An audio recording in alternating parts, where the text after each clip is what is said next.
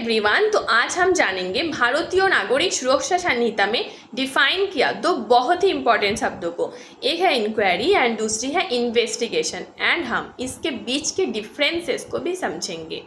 So according to section 2(1)(k of भारतीय नागरिक सुरक्षा संहिता 2023, inquiry means every inquiry other than a trial conducted under this sanhita by magistrate or court, or the word investigation is defined under section 2(1)(l of भारतीय नागरिक सुरक्षा संहिता 2023.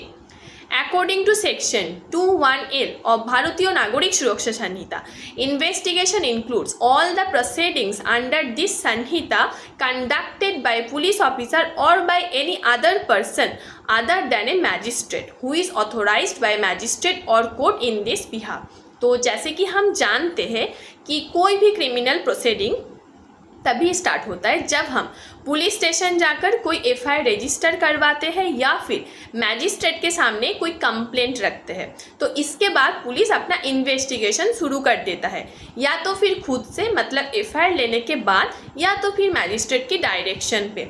During investigation period police evidences इकट्ठा करता है, witnesses से पूछता है, crime scene की जांच करता है और एक पुलिस रिपोर्ट रेडी करके उसको मैजिस्ट्रेट के सामने फॉरवर्ड कर देता है। In simple language, investigation is a process where the police gather detailed information about a crime, such as evidence, witness statements and other relevant information। और इंक्वायरी में police की द्वारा इकट्ठा किया गया एविडेंसेस, मतलब जो भी इन्वेस्टिगेशन के दौरान इकट्ठा किया गया एविडेंसेस होता है वो मैजिस्ट्रेट के सामने पेश किया जाता है, और मैजिस्ट्रेट इसके ऊपर जांच करके ये निर्धारित करता है कि इसमें कुछ एविडेंस और विटनेस स्टेटमेंट्स की कमी है कि नहीं। मतलब इंक्वायरी की प्रक्रिया में मैजिस्ट्रेट ये देखता है कि मैजिस्ट्रेट के सामने केस को सही से प्रेजेंट किया गया है कि नहीं, मतलब मैजिस्ट्रेट के सामने एविडेंसेस और विटनेस स्टेटमेंट्स को सही से प्रेजेंट किया गया है कि नहीं, एविडेंस और विटनेस स्टेटमेंट्स को सही से डॉक्यूमेंट किया गया है कि नहीं,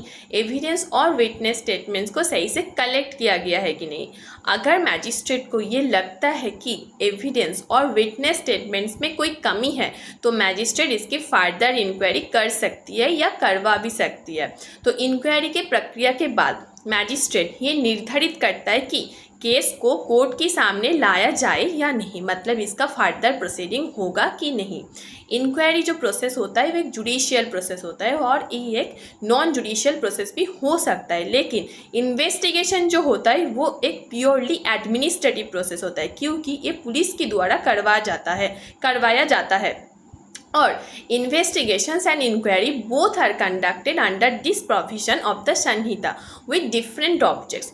Inquiry differs from investigation in certain cases, like investigation is made by police officer or some other person authorized by magistrate or court, whereas inquiry is made by magistrate or court. The object of investigation is to collect evidence, while the object of inquiry is to determine the truth or falsity of certain facts with a view to taking further action thereon.